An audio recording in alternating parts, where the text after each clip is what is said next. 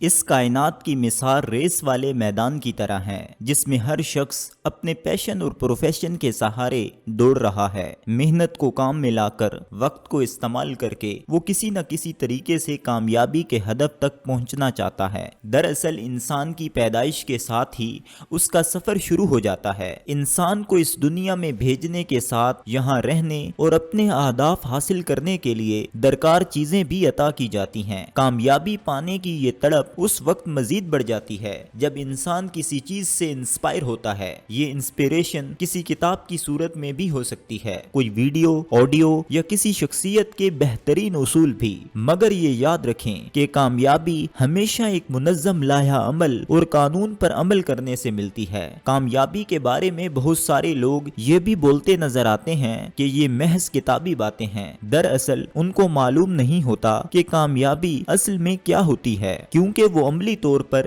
اس process سے نہیں گزرے ہوتے۔ وہ سمجھتے ہیں کہ کامیابی سراسر قسمت کا کھیل ہے۔ ان کے خیال میں یہ لاٹری کی طرح ہے، جو خوش قسمت ہوتا ہے اس کی نکل آتی ہے۔ حالانکہ یہ بہت بڑی غلط فہمی ہے۔ قانون ایک طریقہ کار اور لائحہ عمل کا نام ہوتا ہے، جبکہ لاٹری صرف ایک اتفاق ہو سکتا ہے۔ اس کو قانون یا قاعدہ کلیہ نہیں بنایا جا سکتا۔ جیسے ایک انسان نے ٹکٹ خریدا، اس کی لاٹری نکل آئی، تو اب یہ نہیں کہا جا سکتا کہ کوئی بھی ٹکٹ خریدے گا تو اس کی لاٹری نکل آئے گی، بلکہ یہاں تک بھی نہیں کہا جا سکتا کہ وہی انسان اگر دوبارہ ٹکٹ لے تو اس کا جیتنا بھی یقینی ہوگا۔ کوئی بھی چیز جب بائی چانس ہوتی ہے تو وہ قانون نہیں بن سکتی۔ قانون کا مطلب ہے کہ آپ نے کئی طرح کے مشاہدات اور تجربات سے گزر کر ایک فارمولہ بنایا ہے، اور اس کے بعد دوسرے شخص نے بھی اس پر عمل کیا تو اس کو آپ کی طرح نتیجہ ملا۔ ابتدا میں کامیابی کے بارے میں میرا نظریہ بھی یہ تھا، یہ قسمت کا کھیل ہے، مگر بعد میں میرا یہ خیال غلط ثابت ہوا۔ یہ بات یاد رکھیں، جب بھی آپ زندگی میں کسی چیز کو قسمت کا کھیل کہتے ہیں تو اس کے بارے میں آپ کا غور و خوض اور آپ کی تحقیق بند ہو جاتی ہے۔ ہماری قوم کو بہلانے کی خاطر قسمت کی غلط تعریف اور اس نام کا لالی پاپ اس قدر زیادہ ملا ہے جس کی کوئی حد نہیں۔ میں قسمت پر یقین رکھنے والا ہوں، کیونکہ دین کہتا ہے کہ اچھی اور بری تقدیر پر یقین اور ایمان رکھنا ہے، لیکن تقدیر کیا ہوتی ہے اس کی درست تشریح سے ہم واقف نہیں۔ یہ اتنا نازک پہلو ہے جس کو گہرائی سے سمجھنا بہت ضروری ہے۔ یہ جتنا آسان لگتا ہے اتنا ہی مشکل ہے۔ ہمارے معاشرے میں کامیاب انسان کے بارے میں ایک اصطلاح یہ مشہور ہے کہ اس پر اللہ کا فضل ہوا ہے۔ یہ بات بالکل درست ہے، مگر اس کے پیچھے ایک فارمولہ ہے جس کا نام فضل ہے۔ اس فارمولے کو میں درجن 13 کا نام دیتا ہوں۔ دراصل فضل انہی پر ہوتا ہے جو اس قانون پر عمل کرتے ہیں، یعنی آپ زندگی میں دوسرے لوگوں کو ان کے حق سے زیادہ دیتے ہیں، کسی کی مدد کرتے ہیں اور آسانی فراہم کرتے ہیں تو اس کا صلہ آپ کو ملتا ہے۔ میری زندگی میں بہت سارے ایسے واقعات ہیں کہ جب میں نے کسی ادارے کے ساتھ کوئی پروفیشنل معاہدہ کیا تو اپنی خدمات معاہدے سے بڑھ کر دی۔ درجن 13 ایک مکمل قانون اور فارمولہ ہے جو صرف ایک انسان کے ساتھ خاص نہیں ہے، یہ اللہ کا قانون ہے جو کہ قرآن میں بھی مذکور ہے۔ واللہ یحب المحسنین، اللہ احسان کرنے والوں کے ساتھ محبت کرتا ہے۔ یہ بات یاد رکھیں کہ اللہ جب بھی آپ سے محبت کرتا ہے تو لازم نہیں کہ وہ آپ کو زیادہ پیسے دے دے۔ ایسا ممکن ہے کہ اللہ آپ سے محبت کر کے آپ کی عزت بڑھا دے، آپ کو اطمینان قلب دے دے، اللہ کی محبت کا انجام آپ کی اچھی اولاد ہو۔ یہ بھی ممکن ہے کہ آپ کو اللہ کی رفاقت مل جائے، خیر اور بھلائی کرنے کا موقع آپ کو مل جائے۔ ممکن ہے کہ کوئی ایسا عمل آپ کر لیں جس سے آپ کی عاقبت بن جائے، جبکہ ہم نے ھذا من فضل ربی کا صرف ایک ہی مطلب ڈھونڈا ہے، وہ ہے پیسہ۔ یہ ہم سب کی اجتماعی غلط سوچ ہے اور اسی کی بنیاد پر ہم دوسرے لوگوں کو تولتے بھی ہیں۔ کامیابی کے بارے میں میرا نظریہ بھی معاشرے کی طرح تھا کہ یہ صرف قسمت کا کھیل ہے، مگر پھر ایک واقعے سے میری سوچ یکسر تبدیل ہو گئی اور کامیابی کی حقیقی تعریف مجھ پر آشکار ہو گئی۔ ایک دفعہ میں ڈپریشن کا شکار ہو گیا۔ میرے سامنے ہر طرف اندھیرا ہی اندھیرا تھا، زبانی باتوں پر کوئی یقین کرنے کو تیار نہیں تھا، ہر چیز عملی طور پر کر کے دکھانی پڑ رہی تھی۔ جہالت اور غربت کے بے شمار دائرے جو میرے ارد گرد بن چکے تھے تھے۔ ان سب دائروں کو توڑ کر نکلنا اور ترقی کرنا، ان تمام عوامل نے مجھے شدید ذہنی پریشانی میں مبتلا کیا۔ میں 2-3 سائیکالوجسٹ کے پاس گیا مگر وہ مجھے متاثر نہیں کر سکے۔ البتہ ایک سائیکالوجسٹ ایسا تھا جس نے مجھے اس قدر بہترین انداز میں متاثر کیا کہ وہاں سے میری ترقی کے زاویے پھوٹے۔ اس نے میری بیماری کی تشخیص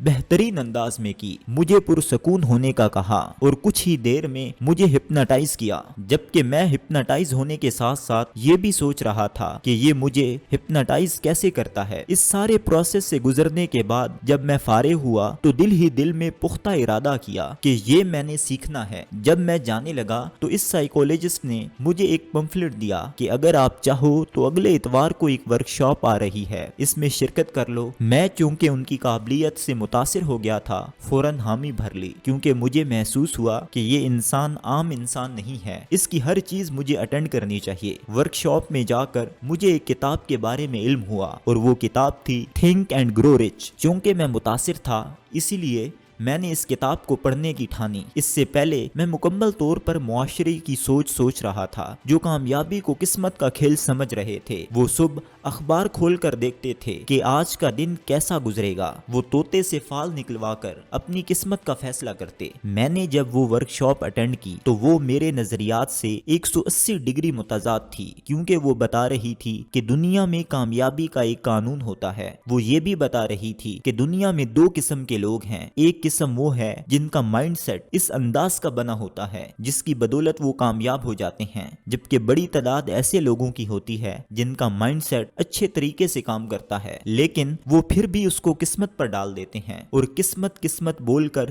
زندگی میں پیچھے رہ جاتے ہیں۔ وہیں مجھے ایک نئے لفظ مائنڈ سیٹ کا پتہ چلا۔ کامیابی آپ کو بعد میں ملتی ہے، اس سے پہلے آپ کو اپنا مائنڈ سیٹ بنانا پڑتا ہے۔ جس نے وہ کامیابی بنانی ہے اس سے پہلے مائنڈ بنانا ہے۔ میں نے اس کتاب کو بار بار پڑھا، کئی مرتبہ اس کی آڈیو سنی۔ اس پروگرام میں شرکت سے مجھے ایک اور بات بھی سمجھ آ گئی کہ انسان کی زندگی کا کوئی چھوٹا سا واقعہ بھی چھوٹا نہیں ہوتا، بلکہ ہر عمل اور تحریک کی کوئی نہ کوئی وجہ ضرور ہوتی ہے جس میں انسان کا فائدہ پوشیدہ ہوتا ہے۔ اور پھر اگلے وقتوں نے ثابت بھی کر دیا کہ اس تربیتی پروگرام سے ملنے والی سوچ نے مجھے کس قدر فائدہ دیا۔ دنیا میں جب بھی کوئی بڑا انسان بننا ہوتا ہے تو اس کو چھوٹے چھوٹے واقعات کے معنی سمجھ آنے لگ جاتے ہیں۔ وہ سوچتا ہے کہ یہ استاد مجھے ہی کیوں ملا، مجھے ہی یہ موقع یا پروگرام کیوں ملا اور میرے ساتھ ہی یہ واقعات کیوں پیش آئے۔ اس طرح ڈیلیٹ کے لفظ کا ہونا بھی زندگی میں بہت ضروری ہے، کیونکہ انسان نئی چیز تب سیکھ سکتا ہے جب وہ پرانی چیزوں کو ختم کر دے۔ ڈیلیٹ کا مطلب یہ ہے کہ آپ نے ایک چیز کو سمجھا اور اس کے بعد فیصلہ کیا کہ یہ میرے فائدے کی نہیں اور پھر اس کو ڈیلیٹ کر دیں۔ انسانی زندگی میں 5 طرح کی چیزیں ایسی ہیں جنہیں زندگی سے ڈیلیٹ کرنا بہت ضروری ہے۔ نمبر 1، ایسا فلسفہ جو عملی طور پر آپ کی زندگی میں نہیں آ رہا، تو اس کا مطلب ہے کہ وہ فلسفہ نہیں، صرف ایک کہانی یا افسانہ ہے۔ نمبر 2، ایسا فلسفہ اور خیال جو آپ کو آگے بڑھنے کے لیے موٹیویٹ نہیں کرتا یا آپ کو ترغیب نہیں دیتا۔ نمبر 3، ایسا فلسفہ جو منجمد ہے۔ منجمد خیال اور فلسفہ انسان کو بھی منجمد کر دیتا ہے۔ جیسے کہا جاتا ہے کہ سارا کچھ قسمت ہی ہے، یہ جامد فلسفہ ہے۔ اس کا مطلب تو پھر یہ ہوا کہ انسان ہاتھ پر ہاتھ رکھ کر بیٹھ جائے اور کچھ بھی نہ کرے، جبکہ ایسا نہیں ہے۔ کچھ مقامات پر انسان کا اختیار نہیں چلتا، وہاں پر اس کو قبول کرنے کا حکم ہے۔ اللہ نے کوئی بھی فلسفہ نامکمل نہیں بنایا، انسان کو اختیار کا دائرہ دیا ہے اور اس کے ساتھ قبول کرنے کا دائرہ بھی ہے۔ دائرہ اختیار اور دائرہ قبولیت کے مجموعے کا نام تقدیر ہے۔ نمبر 4، ایسا فلسفہ جو آپ کو منفیت کی طرف کھینچتا ہے۔ نمبر 5، ایسا فلسفہ جو آپ کی ذات میں آپ پر شک پیدا کرتا ہے اور آپ کو احساس کمتری میں مبتلا کر کے آگے بڑھنے سے روک رہا ہے۔ اپنے ساتھ بیٹھ کر یہ فیصلہ کریں کہ میں جس زاویے سے زندگی کو سوچ رہا ہوں وہ سوچنے والا بھی ہے کہ نہیں۔ جب آپ یہ عمل سنجیدگی سے کریں گے تو آپ بہت ہی آسانی کے ساتھ دائرہ اختیار میں آ جائیں گے اور اپنے دائرہ قبولیت کو بھی بہترین انداز میں متعین کر لیں گے۔ زندگی کے تمام شعبوں میں انسان کو کہیں پر پورا اختیار ہے اور کہیں پر پوری قبولیت ہے، کہیں پر تھوڑا سا اختیار ہے اور باقی قبولیت ہے، اور کہیں پر بہت ساری قبولیت اور تھوڑا سا اختیار ہے۔ یہ سب کے سب زندگی کے فارمولے ہیں۔ جب آپ اس میں ناکام ہوں گے تو پھر آپ سارا کچھ قسمت پر ڈال لیں گے۔ حالانکہ انسان دنیا کی واحد مخلوق ہے جس کا دائرہ اختیار سب سے بڑا ہے۔ اس کے علاوہ باقی جتنی بھی مخلوقات ہیں وہ آج سے ہزاروں سال پہلے جس کیفیت میں تھیں آج بھی وہی ہیں۔ شیر کی مثال لے لیں، وہ جب سے پیدا ہوا ہے کچا گوشت کھا رہا ہے اور آج تک کھا رہا ہے، جبکہ انسان ترقی کرتے کرتے آج